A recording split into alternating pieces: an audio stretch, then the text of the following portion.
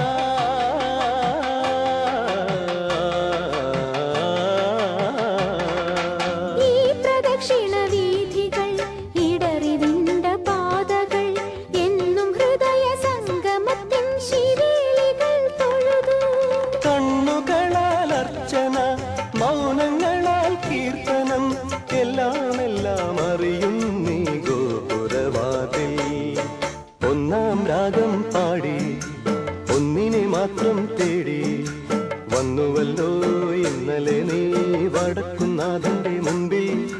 പാടുവതും രാഗം നീ തേടുവതും രാഗമാ ദേവനുമനുരാഗിയാമമ്പലത്താവേ.